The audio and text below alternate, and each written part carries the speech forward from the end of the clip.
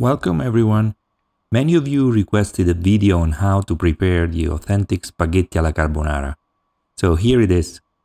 This is a traditional recipe from Rome, my hometown, but it really became super popular in the 1950s after World War II when the Americans were in Rome. To appeal to the American taste of eggs and bacon, Roman restaurateurs created this dish. There are many versions of this recipe, but this is the authentic one, and I'm going to provide key tips to prepare it. So stay tuned and please subscribe to my channel. For 2 people we need 1/3 pound of guanciale. Pancetta is fine as well, as long as it is not smoked.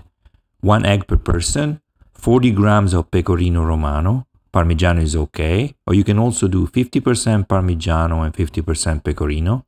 1/2 pound of spaghetti, black pepper, this is a must-have in this recipe, coarse salt for our boiling water, and let's start cooking.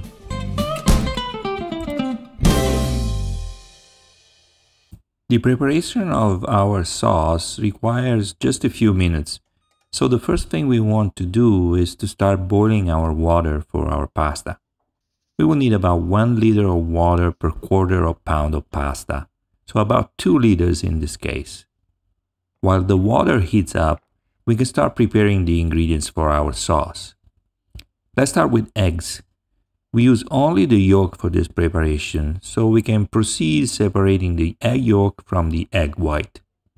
Set the whites aside for an omelette, or you can use it in the future to prepare some salt-crusted fish.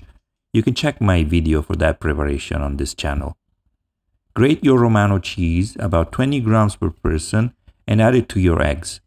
Start mixing to ensure cheese is fully mixed with the eggs. At this stage, we want to make a paste which looks almost dry. This is the correct consistency. Don't worry about it for now. I'll show you how to get a creamy sauce later. Set aside your egg mix and move on to cutting your guanciale. We need to slice it in relatively big chunks.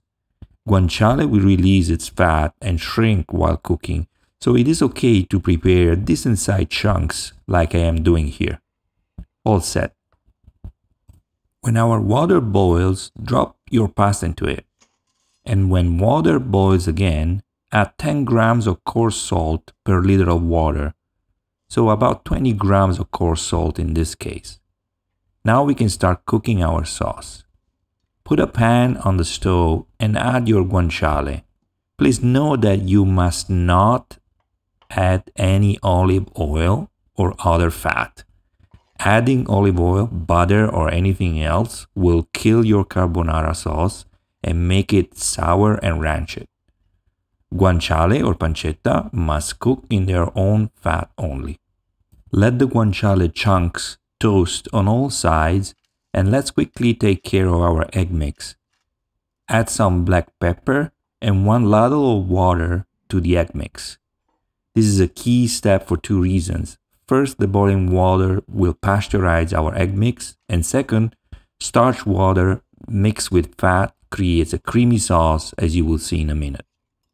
In the meantime, our guanciale is toasted and has released some of its fat. Perfect. It usually takes about 10 minutes to cook spaghetti. Taste them, and when they are ready, move them into the pan. Mix your spaghetti and guanciale in the pan. Add some more pasta water to it. And now move the pan away from the heat to add the egg mix. Mix and toss everything and enjoy the creaming spontaneously happening in your pan. Absolutely no milk or cream involved. Never ever. Now it is time to move this delicious pasta to your plate and enjoy.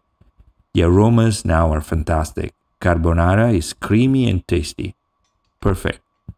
Sprinkle some more black pepper if you like, and buon appetito. Enjoy your carbonara and don't forget to subscribe. See you next time.